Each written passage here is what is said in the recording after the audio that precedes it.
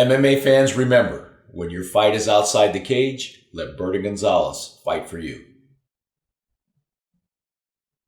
All right, folks, we're back here at RFC 35. Again, I'm joined with these two great men, Muffin Man and Joe Valdez, and we've just witnessed the first 5 bouts of RFC 35, and man, Joe, you're a master. That's all I can say. Let's start out with Patrick Currigan and Troy Worthen. This was a fight between two guys who had fought before in the amateurs.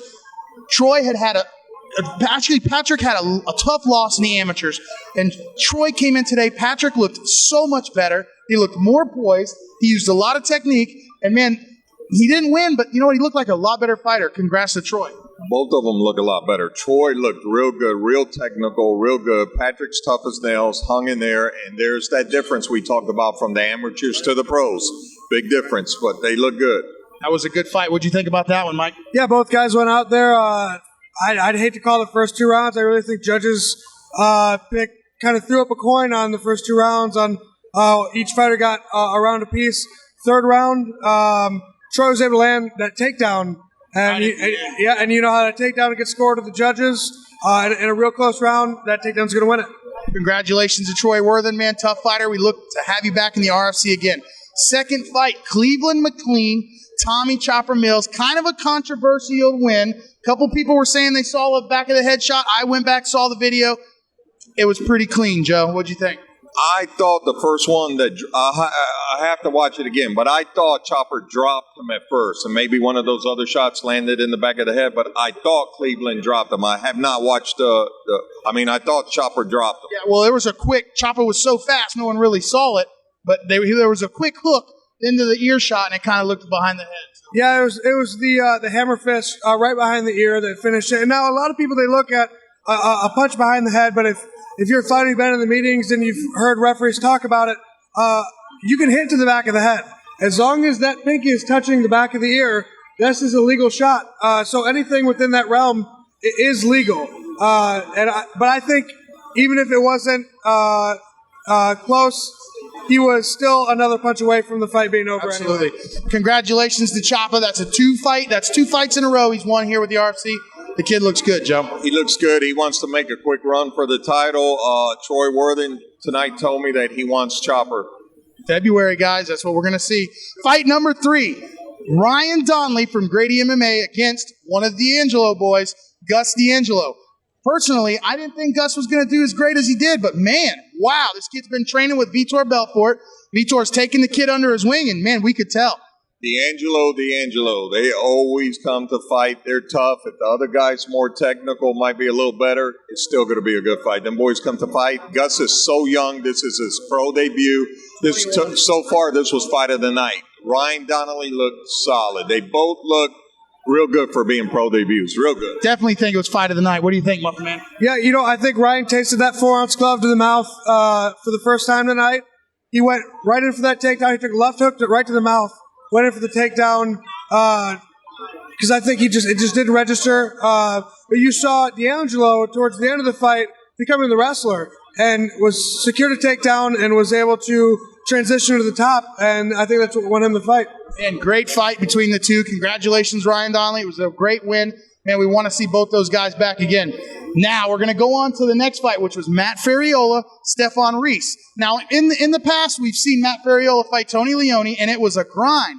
Tonight, I personally saw a very, very cautious Matt Ferriola, who, when he finally did get confident, he got the win. Yeah, cautious. He looked a little more technical. He had some good leg kicks. He stood up a little more than I thought he would. He was a little too much for Slugger's pro debut. Absolutely. He's training with Paul Rodriguez. Anybody out there is going to be tough. What'd you think about that one, Mike? Yeah, like I said, I had talked to him before the fight, and he had the nerves going tonight because he knew Slugger was coming out there to put the leather on him. He hung back, he stayed conservative, and was able to secure a good submission and get the victory. Now let's talk about this 5th fight we just had. This was a fight between two guys that had fought before in the amateurs, Lorenzo Hunt and Garrick James. Prior to this, Garrick James had beat Lorenzo twice. So Lorenzo was hungry. But in that first round, Lorenzo was kind of getting it handed to him, but he came across with that right in the second and won the fight. He turned it around. Garrick won that first round. Garrick looked real good. Lorenzo came out smoking the beginning of that round. He came out, Garrick composed, real good. Lorenzo looked like he was in some trouble. With his power, he turned it around. There's that amateur to the pro that we're talking about, that transition.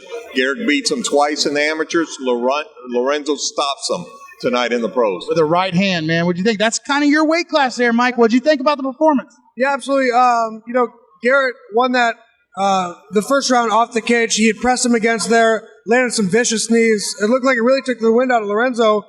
Second round came out, and Lorenzo touched him with that right hand, and he hits hard. He's always been known to wing heavy leather, and if that touches you on the chin with a 4-ounce glove, I don't care who you are. You're going down. When you hit real hard and you have knockout power, you always have a chance to win in that fight. As long as the fight's going on, you always have a punter's chance. Folks, there's a reason why the RFC is the longest professional MMA organization in Tampa and the southeastern United States and Florida and a lot of other places. It's because of fights like this and because of matchmakers like this. Folks, the RFC brings the best fights all the time. That was our first 5 fights of the night. We got 4 more to go. We're going to be bringing you those results. But first, big announcement right now. Joe is dying to let this out. He wouldn't let me tell anybody, but we're going to announce it right now, and we're going to let the man himself talk about what you're going to see in February. This is going to be a super bout, old school super bout. We're bringing back Danny Bad Boy Babcock, ex-RFC champion, middleweight champions, coming back at 205, and he fights local Tampa fan favorite Chris Baton. Baton at 205. Man, these are guys that brought me up in the beginning. These are guys I looked up to. Chris Baton, Danny Babcock. That's going to be a huge fight, Joe. And that's set for February. You're also bringing Cam Neville back in February. And, man, that's the Florida State title holder right now for 145. He's here with us tonight. What about that? Cam Neville's going to be a cage side when Luis Sicario fights Caleb Williams tonight. See who wins that in Cam's cage side. He's watching that. Nice. So we can possibly see Zakira and Cam Neville. Awesome, folks. You heard it from the man himself. Big boy, Muffin Man, El Patron Joe Valdez over here. RFC 35 will be back with 4 more results shortly.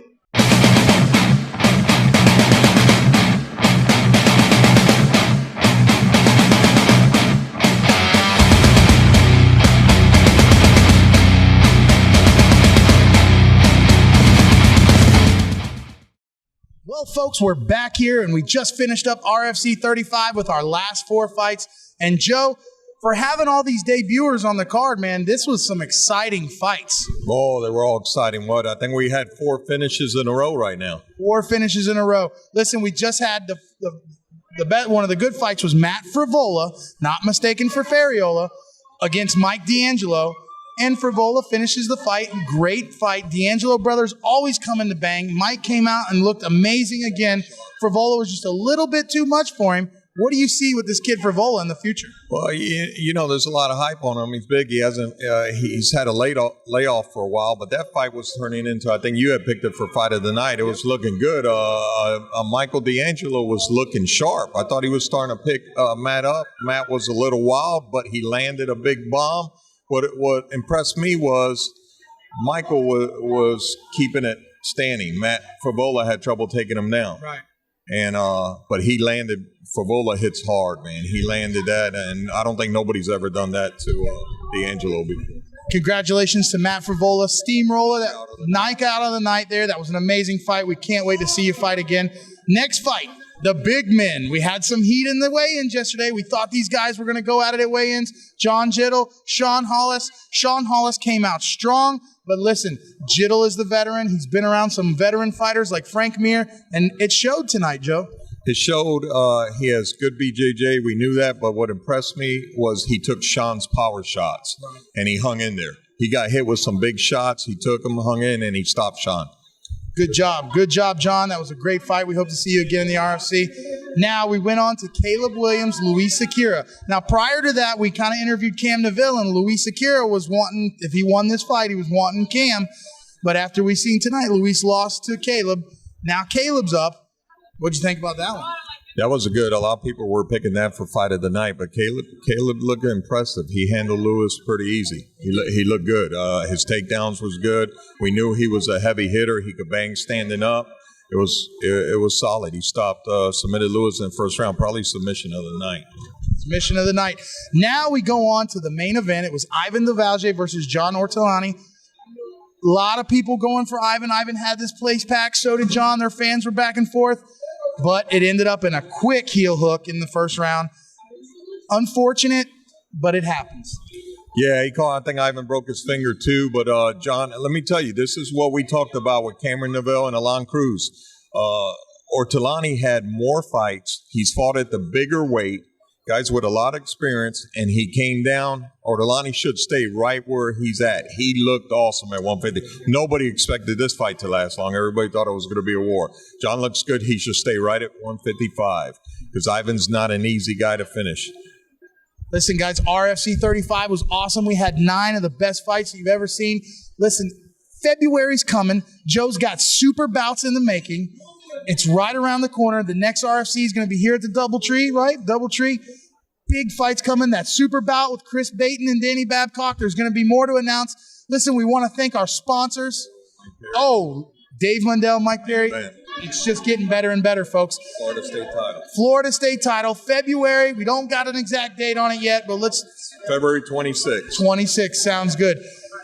Big boy here with Joe Valdez. Big boy in the house. RFC 35 Showdown. Thank our sponsors, NFE, Berta Gonzalez, Tower Radiology. Listen, everyone that came out, all the fans, back to the RFC in February. Big boy with the man, mastermind himself, Joe Valdez, Fightrepreneur.